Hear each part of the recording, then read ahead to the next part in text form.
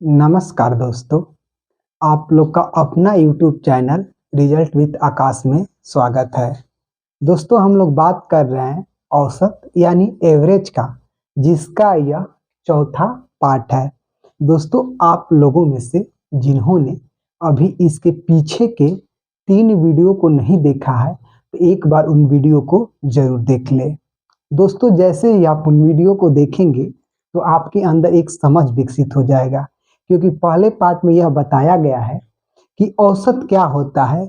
और देखिए दोस्तों, यह कोई मतलब मैथ में चैप्टर है, लेकिन इसका जैसे दैनिक जीवन में प्रयोग देखा जाए तो यह बराबर करना है। औसत का मतलब कि एक मध्य मान। जैसे मान लीजिए कि हम कहे कि 2-3 संख्याओं का औसत निकालना है, तो आप बिल्कुल इसको नॉर्मल सोचिए कि जो संख्या ज़्यादा है उसमें से लेकर कम वाले को दे देना। यदि आप अभी इस वीडियो को देख रहे हैं तो इसके पहले के वीडियो को आप पहले देखिए, उसके बाद इसको देखिए। आपके अंदर एक औसत के प्रति अच्छा कंसेप्ट विकसित हो जाएगा। इसमें दोस्तों हम लोग अब बात करेंगे कुछ क्वेश्चन को, क्योंकि इसके पहले जितने भी वीडियो बने हैं उसमें हम लोगों ने यह डिस्कस किया है कि औसत चैप्टर से किस प्रकार के क्वेश्चन बनते हैं। आइए दोस्तों हम लोग बात करते हैं पहले क्वेश्चन का। देखिए पहला क्वेश्चन क्या लिखा है 120 से 248 तक की समस्त सम संख्या का औसत क्या होगा। अब देखिए आप लोग ये जानते हैं, जो लोग स्टार्टिंग से बने हैं, कि कभी भी सीरीज की बात करें क्या 120, अगला हम सम संख्या की बात करेंगे तो क्या होगा 122, फिर आगे बात करें तो क्या होगा 124, डॉट डॉट डॉट डॉट कितने तक 248 तक। तो हम लोग जानते हैं क्या, कभी भी जब अंतर समान हो, देखिए इसमें कितने का अंतर है 2 का, इसमें कितने का अंतर है 2 का, तो ऐसे ही डॉट डॉट, तो आप पहले पद और दूसरे पद को जोड़कर 2 से भागा दे दीजिए, या इधर के दूसरा पद लीजिए, उधर से लास्ट वाला दूसरा पद लीजिए, आप उसको जोड़कर भाग दे दीजिए। तो हम लोग का क्या होगा 120 धन 248 बटा 2। अब ये देखिए हम लोग ये कितना हो गया, एक तो ऐसे करेंगे तो मान लीजिए ये 60 हो गया, ये करेंगे तो कितना हो जाएगा हम लोग का 124, ऐसे करेंगे तो कितना हो जाएगा 184, 60 प्लस 124 184। तो हम लोग ऑप्शन नंबर बी इसका उत्तर हो जाएगा। ठीक है दोस्तों आप लोग अभी पहले पार्ट से नहीं देखे हैं, एक बार उसे देखें, उसके बाद आपको पता चल जाएगा कि सब सवाल कैसे हो रहे हैं। क्योंकि दोस्तों मेरा मानना है कि आप स्टार्टिंग से किसी भी चैप्टर को देखेंगे तो आपके अंदर उस चैप्टर के प्रति कंसेप्ट विकसित होगा। आइए फिर हम बात करते हैं।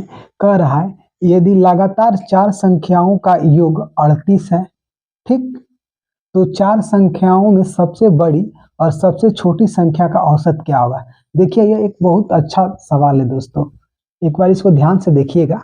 देखिए क्या कह रहा है यदि लगातार 4 संख्याओं का योग 38 है, तो 4 संख्याओं में सबसे बड़ी और सबसे छोटी संख्या छोटी संख्या का औसत क्या होगा।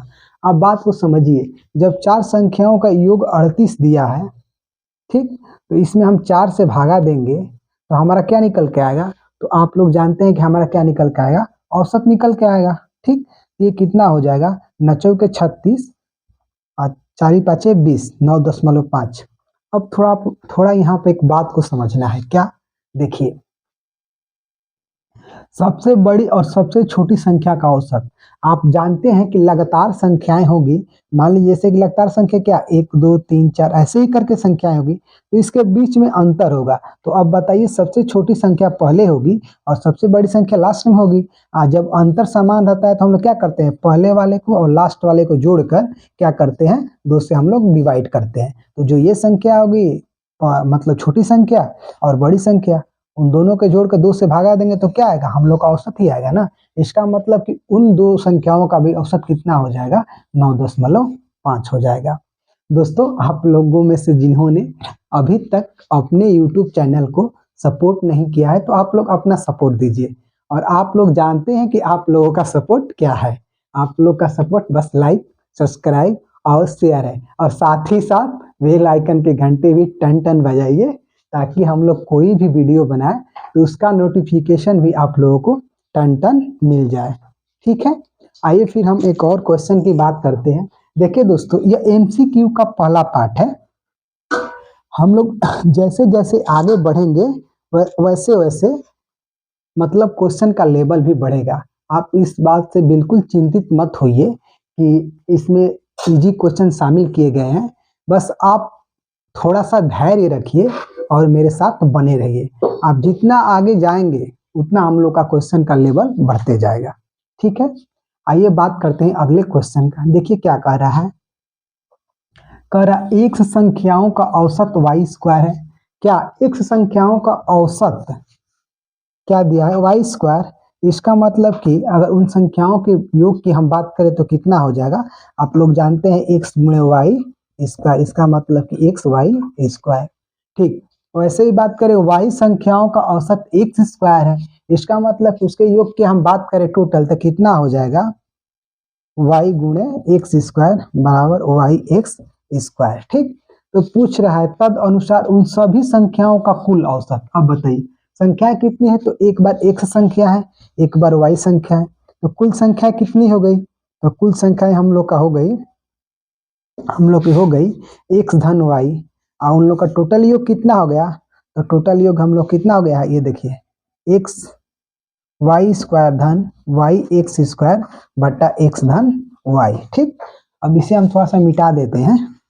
तो अब देखिए यहाँ से आप एक्स वाई कॉमन निकाल लीजिए, एक्स वाई कॉमन निकालेंगे तो हमें क्या बचेगा, एक्स धन वाई बटा एक्स धन वाई। तो ये से ये खत्म, तो हम लोग का उत्तर क्या हो जाएगा, एक्स इंटू वाई। हम लोग ऑप्शन नंबर बी इसका उत्तर हो जाएगा। आराम से बात को समझिए, मैं क्या बताना चाह रहा हूँ। मैं बस इतना बताना चाहता हूँ कि एक संख्याओं का औसत अगर वाई स्क्वायर है तो उनकी योग के मतलब योग का बात करें हम तो क्या होगा, एक्स इंटू वाई स्क्वायर। वैसे ही बात करें वाई संख्याओं का औसत एक्स स्क्वायर है, इसकी योग की हम बात करें तो वाई इंटू एक्स स्क्वायर। अब दोनों संख्या कितनी है, तो एक एक्स है एक वाई है, मतलब एक संख्या है, तो दोनों संख्याओं की संख्या कितनी हो गई, तो एक्स धन वाई। ठीक, ये हम लोग हो गए एक्स धन वाई, ये हम लोग का औसत ये दिया है योग। तो दोनों में से हम कॉमन क्या ले लिए, तो एक्स वाई कॉमन निकाल लिए, तो हम लोग उत्तर क्या हो जाएगा, एक्स इंटू वाई। हम लोग ऑप्शन नंबर बी उत्तर हो जाएगा। ठीक है दोस्तों, आइए उसी प्रकार हम अगले क्वेश्चन की बात करते हैं। देखिए दोस्तों, आप लोग आराम से बस धैर्यता बनाइए रखिए, हम लोग आराम से क्वेश्चन को करेंगे।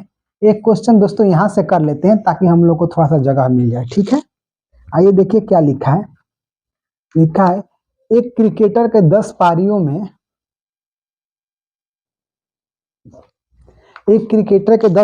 में रनों का औसत 60 है, रनों का औसत 60 है। ठीक, 11वीं पारी में वह कितने रन बनाए ताकि उसका औसत रन बढ़कर 62 रन हो जाए। देखिए इसको करने के लिए सिंपल तरीके, जो लोग हम मेरे साथ शुरू से बने हैं उन लोगों को पता होगा। क्या क्या कह रहा है कि एक क्रिकेटर के 10 पारियों का औसत रन 60 है, इसका मतलब कि मान लीजिए कि आप 10 पारी में वो 60 बनाए हैं। ठीक, 11वीं पारी में क्या घटना हुआ है कि 2 रन बढ़ा है, मतलब कि ये समझ लिए कि 11वीं पारी में जब आया है तो सबका औसत 2-2 बढ़ गया है। तो 11वीं पारी का भी अब औसत मान लीजिए 62 हो गया। ठीक, आप समझिए, और इन 10 का भी औसत अब 2-2 बढ़ गया, माने 2-2 सब में बढ़ गया, तो 10 में कितने का बढ़ेगा, तो 20 का बढ़ेगा। और 11वीं पारी का 62 लिए और 20 ये बढ़ेगा, तो हम लोग कितना हो गया, 82 रन। Option number B. आराम से इस बात को समझते हैं क्या। देखिए सिंपल क्या है, एक क्रिकेटर का 10 पारियों में रनों का औसत 60 है, रनों का औसत 60 है, इसका मतलब क्या है कि मान लीजिए कि सबका 60-60 है। ठीक, 11वीं पारी में औसत 62 हुआ है, तो औसत 2-2 बढ़ा है, इसका मतलब क्या है कि मतलब कि अब 11वीं पारी में मतलब 11 पर कितना बढ़ा होगा, 22 बढ़ा होगा, और 60 पहले से था, तो ऐसे भी जोड़ेंगे तो कितना हो जाएगा, ऐसे भी जोड़ेंगे तो हम लोग का 82 हो जाएगा। यह दोस्तों औसत करने का सबसे बेस्ट तरीका है कि आप जिसके पास ज्यादा है उससे लेकर कम वाले को दे दें, तो आपका औसत हम लोग का आराम से निकल जाएगा। और औसत का चैप्टर भी दोस्तों यही सिखाता है। हम लोग इसको पढ़ते हैं क्यों, क्योंकि मान लीजिए कोई आपके घर जैसे आया या कोई भी आपके परिचय वाला हो, वह 3-4 दिन रुका आपके घर, तो आप देख रहे हैं कि वह एक दिन मान लीजिए कि आप उसके साथ रहे तो आपका 50 रुपये खर्च हुआ, दूसरे दिन रहे आप तो 100 रुपया खर्च हुआ, फिर तीसरे दिन गए तो आपका 50 रुपये खर्च हो गया, फिर एक दिन गए तो आपका 100 रुपया खर्च हो गया। तो ऐसे आपने क्या ऑब्जर्व किया कि वो 2 दिन 100 रुपया खर्च किया और 2 दिन 50 रुपया खर्च किया, तो टोटल कितना हो गया? तो टोटल हम लोग का हो गया कितना? 300। 3 दिन में खर्च किया, यानी औसतन हम मान के चलेंगे कि उसका डेली का 100 रुपये का मतलब ये 4 दिन हो गया, 4 दिन में वो 300 रुपया खर्च किया, तो हम 300 में 4 से भागा दे देंगे तो पता चल जाएगा कि औसतन वो कितना रुपया डेली उस पर मतलब कि खर्च है। ठीक है, यही औसत है दोस्तों। तो आइए हम इसे मिटा देते हैं। आप लोग उम्मीद करते हैं कि इसे समझ गए होंगे। अगर शुरू से बने होंगे तो मेरे को बिल्कुल कंफर्म है कि इसमें आप लोगों को कोई भी डाउट नहीं होगा। ठीक है, आइए फिर हम अगले क्वेश्चन की बात करते हैं। कह रहा है यदि m संख्याओं का औसत n स्क्वायर, वही फिर बात है कि m संख्या है तो इनका योग कितना हो जाएगा? तो आप लोग जानते हैं कि इसका योग कितना हो जाएगा। योग की बात करें तो m गुणे n स्क्वायर। ठीक, वैसे ही बात करें n संख्याओं का m स्क्वायर है। ठीक, ये m का योग होगा, फिर n संख्याओं का योग कितना हो जाएगा? तो n गुणे m स्क्वायर। ठीक, तो कह रहा m धन n संख्याओं का औसत, तो संख्याएं कितनी हो गई? m धन n।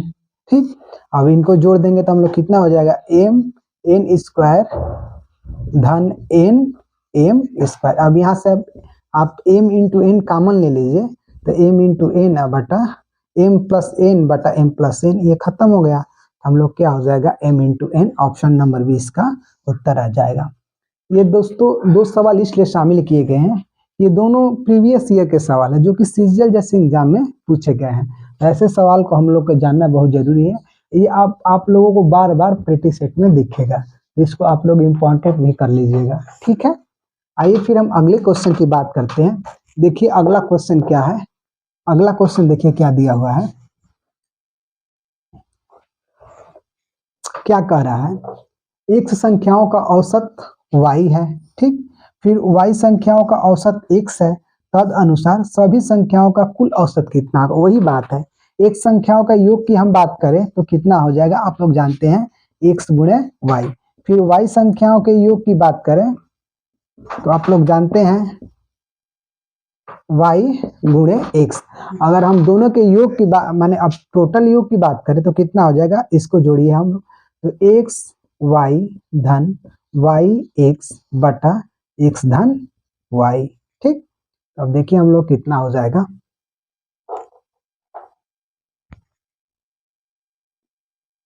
इसे हम मिटा देते हैं, तो देखिए हम लोग कितना x y को जोड़ देंगे तो 2xy बटा x धन y। ठीक, तो हम लोग क्या हो जाएगा? हम लोग ऑप्शन नंबर 20 का उत्तर हो जाएगा। देखिए दोस्तों ऐसे 3 प्रकार के क्वेश्चन शामिल किए गए हैं। क्यों? क्योंकि यह एक इम्पॉर्टेंट क्वेश्चन है, तो आप लोग इस प्रकार के क्वेश्चन को बिल्कुल हम आराम से इजीली डील कर लेंगे। हाँ दोस्तों, अगर आप लोगों को कहीं भी दिक्कत थोड़ा सा भी हो रहा है तो आप लोग स्टार्टिंग से देखते जाइए। आप लोग के अंदर मतलब कि एवरेज के प्रति एक स्मार्ट मतलब तरीका विकसित हो जाएगा क्वेश्चन को डील करने के लिए। दोस्तों आप लोगों में से जिन्होंने अभी तक लाइक सब्सक्राइब नहीं किया है, जो लोग भूल गए हैं वो लोग कर दें। ठीक है, आइए फिर अगले क्वेश्चन की बात करते हैं। देखिए अगला क्वेश्चन क्या दिया है। कह रहा है 10 संख्याओं का औसत 30 है, तदनुसार यदि प्रत्येक संख्या में 5 जोड़ दिया जाए तो नया औसत क्या होगा? तो नया औसत भी मान लीजिए कितना हो जाएगा? नया औसत 35 हो जाएगा। बताते हैं कैसे। देखिए मानते हैं कि हमारे पास एक ये संख्या है, 1 2 ये संख्या है। अब देखिए मानते हैं कि मेरे पास 5 संख्या है, 1 2 3 4 5। ठीक, इनका औसत हम निकालते हैं। तो आप जानते हैं कि मान लीजिए कि इनमें समान का अंतर है। ठीक, 1 2 3 4। ठीक, एक एक सब में अंतर है, तो पहले वाले को और लास्ट वाले को जोड़कर तो 6/2 यानी कि 3। इसका औसत कितना हो गया? इसका औसत हम लोग का 3 हो गया। फिर कह रहा है मान लीजिए प्रत्येक में मैं 1 जोड़ दे रहा हूँ। ठीक, प्रत्येक में मान लीजिए 1 मैं जोड़ दे रहा हूँ, तो ये हमारा 2 हो जाएगा ना, ये 3 हो जाएगा, ये हमारा 4 हो जाएगा, ये हमारा 5 हो जाएगा, ये हमारा 6 हो जाएगा। अंतर फिर समान है, तो हम क्या करेंगे? पहले वाले को लास्ट वाले को जोड़कर 2 से भागा देंगे, तो 8 में फिर हम 2 से भागा देंगे तो 4। बात को समझिए, हमारे यहाँ पर औसत 3 था, लेकिन फिर हम प्रत्येक संख्या में 1 जोड़े तो हमारे औसत में भी 1 की वृद्धि हो गई। तो आपको यहाँ पर 1-2 बात याद रखना है कि कभी भी मतलब कितनी भी संख्याओं का औसत जो दिया है और फिर संख्याओं में जितना जोड़ा जाएगा औसत में भी उतना जुड़ जाता है। संख्याओं में से जितना घटाया जाता है औसत में से भी उतना कम हो जाता है। हाँ दोस्तों, और संख्याओं में जितने से गुणा किया जाता है औसत में भी उतने से आप गुणा कर दे। तो ये 3-4 बातें आप याद रखें। आपके यहाँ से क्वेश्चन जो आएंगे आप देखते देखते उसे टिक कर लेंगे, जिसको हम लोग यहाँ पर समझे कि अगर संख्याएं ऐसे है तो औसत 3 बन रहा है, सब में एक एक जोड़ दे रहे हैं तो औसत 4 बन जा रहा है। मतलब कि संख्याओं में 1 जोड़े तो औसत में भी 1 जोड़ दिए। ऐसे यहाँ पर है कि 10 संख्याओं का औसत 30 है, तदनुसार यदि प्रत्येक संख्या में 5 जोड़ दे तो हम लोग को औसत में भी 5 जोड़ना पड़ेगा। आइए फिर हम अगले क्वेश्चन की बात करते हैं। दोस्तों हम लोग का लेवल मतलब एमसीक्यू करने का, जैसे कि एमसीक्यू का यह पहला पार्ट है लेकिन औसत का चौथा पार्ट है। तो जैसे जैसे अब हम लोग आगे बढ़ेंगे तो हम लोग के मतलब कि लेवल अच्छे होते जाएंगे और क्वेश्चन का। लेकिन चूंकि ये बात है कि सबको देख कर चलना है, तो जो लोग थोड़ा सा जानते हैं अच्छी बात है, लेकिन वो भी थोड़ा सा धैर्यता बनाए कि सबको सबका साथ सबका विकास। कभी भी आप अपने लिए मतलब कि भावुक मत होइए, सबको साथ लेकर चलिए। उसके बाद कह रहा है क्या, 3 क्रमिक विषम संख्याओं का औसत उनमें पहली संख्या की 1/3 से 12 अधिक है। अब देखिए क्या कह रहा है, तदनुसार उन तीनों में अंतिम संख्या कौन सी है। 3 क्रमिक विषम संख्या क्या हो सकती है, तो एक x हो सकता है, एक x+2 होता है, x+4। ठीक, अब x के मान पर आप कोई भी रखिए, आपको सम संख्या मानना हो या विषम आप यही मानिए। क्यों, क्योंकि अगर आप सम 2 मान के चलते हैं तो फिर अगला 4 होगा, अगला 6 होगा। वैसे ही विषम मान लीजिए आप 3 मान के चलते हैं तो फिर 5 होगा, फिर 7 होगा, क्योंकि 3 में फिर 2 जोड़ेंगे तो 5, 5 में फिर 2 जोड़ेंगे तो 7। ठीक, मैंने 3 में 4 जोड़ेंगे तो 7। मतलब कि हम लोग क्या होगा, हम लोग का ये क्रम चलता रहेगा। तो क्या कह रहा है, अब इसका औसत की बात करें तो आप जानते हैं कि विषम संख्या है तो क्रम में होगी, तो पहला पद और लास्ट पद का औसत, ठीक, बटा 2। और क्या कह रहा है, पहली संख्या के 1/3, तो पहली संख्या x है, इसके 1/3 से 12 अधिक है, औसत 12 अधिक है तो आप इसको भी 12 दे दीजिए। अब देखिए हम लोग क्या हो गया, ये देखिए ये 2x धन 4 बटा 2 इक्वल टू, अब देखिए ये x हो जाएगा, ये हम लोग का 36/3 हो जाएगा। इसको यदि हम लोग गुणा कराते हैं, ये मान लीजिए कि हम लोग का x/3 धन 12। अब देखिए इसको हम लोग गुणा कराते हैं तो कितना हो जाएगा, 6x धन 12 बराबर, ये देखिए 2x, ये हम लोग का हो गया 72, ये देखिए 4x हो गया, इधर गया तो ये 60 हो गया। तो x बराबर हम लोग का क्या आ गया, आप लोग x बराबर हम लोग का 15 आ गया। इसका मतलब कि अगर पहली संख्या हम लोग की 15 है तो दूसरी संख्या क्या होगी 17, और तीसरी संख्या हम लोग क्या हो जाएगी 19। तो क्या पूछा है, तीनों में अंतिम संख्या क्या होगी, तो अंतिम संख्या हम लोग का 19 हो जाएगी। दोस्तों आप लोगों को अगर यह पूरा वीडियो समझ में आया है, समझ में तो आया ही होगा, तो आप लोग अपना सपोर्ट दीजिए। आप लोग जानते हैं कि आप लोग का सपोर्ट क्या है। फिर हम लोग मिलेंगे इसके 5वें पार्ट के साथ, जिसमें क्वेश्चन का लेवल मतलब धीरे धीरे दोस्तों बढ़ेगा, इसमें कोई डाउट नहीं। और अच्छे अच्छे क्वेश्चन, एक बार अगर पूरा चैप्टर में आप बने रहेंगे तो आप किसी भी एग्जाम में बैठेंगे तो आपका क्वेश्चन यहाँ से बाहर नहीं जाएगा। हम लोग मिलेंगे दोस्तों एक और बेहतर क्लास के साथ, तब तक के लिए जय हिंद।